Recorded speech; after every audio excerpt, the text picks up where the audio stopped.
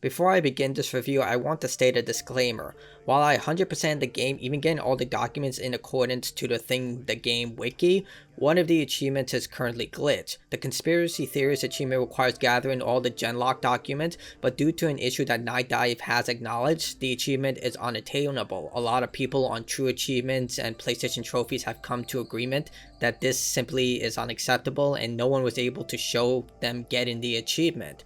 I was hoping they would resolve this by now, but it's been over a week and I simply just can't wait any longer.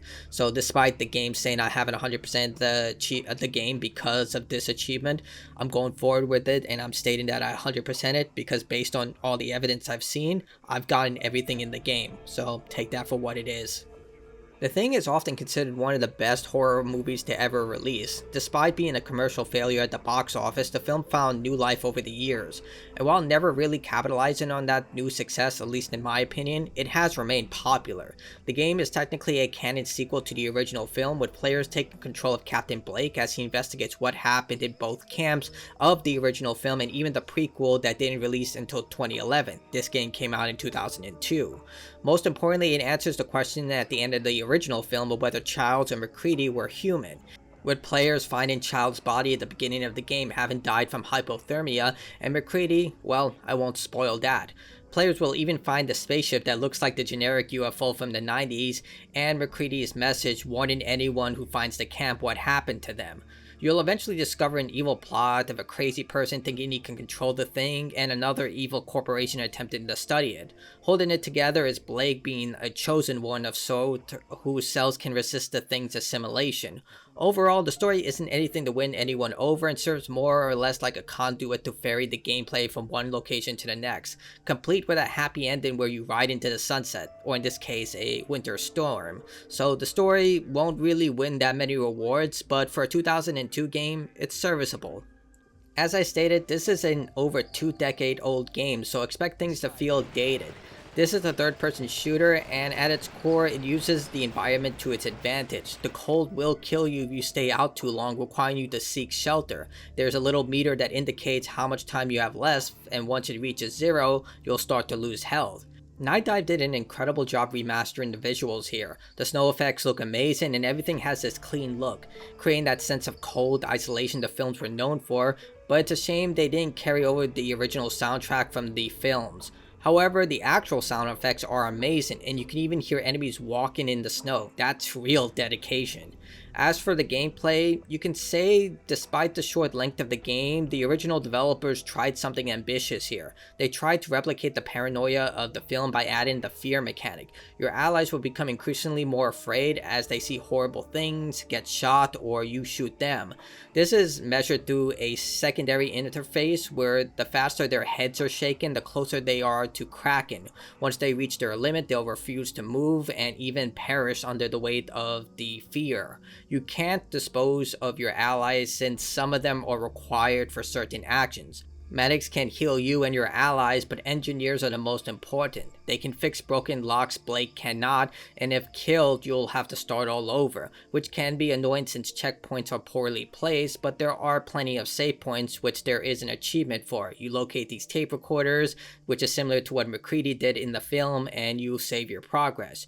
You can regain trust with your allies by giving them weapons, ammo, or performing a blood test, which I'll get into more later. You can also administer adrenaline if they get too scared. Now, the blood test is one of the biggest elements of the Thing, and I give them credit for trying to put this in the game. However, the issue is that the NPCs are not infected by random and instead are scripted.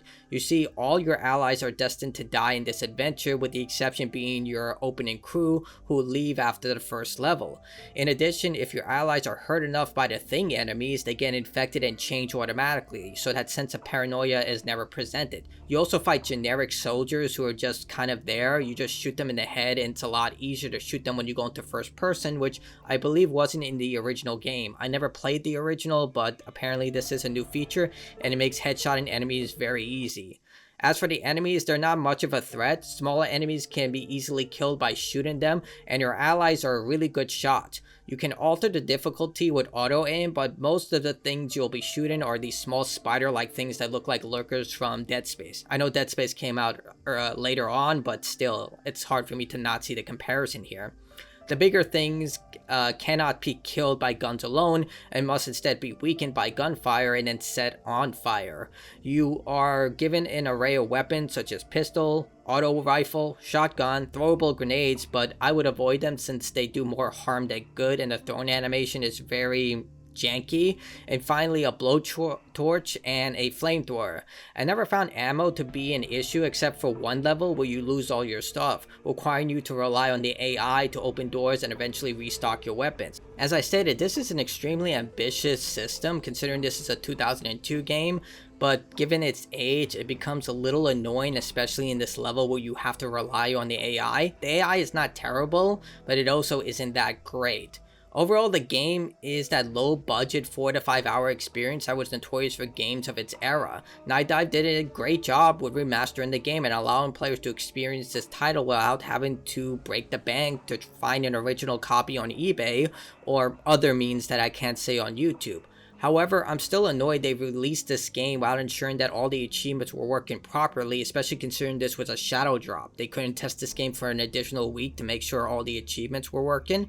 I know that's a non-issue for a large amount of gamers, but still, achievements and trophies are so popular nowadays that making sure they work should be a primary objective for game developers.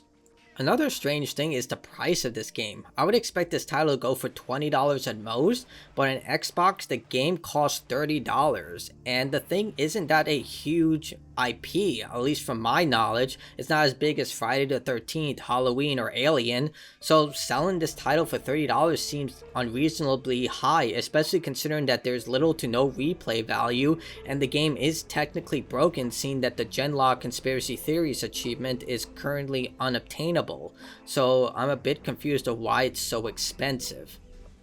Overall, I was happy with The Thing. It's a decent 2002 game that has been remastered for modern audiences, and if you don't care about achievements or trophies and you can pick this up for $15, I would say it's worth it for an afternoon's worth of experience. But considering that there are a lot of other indie games out there that sell for cheaper and provide more game and a lot more bang for your buck, it's very hard to justify the expense of this game.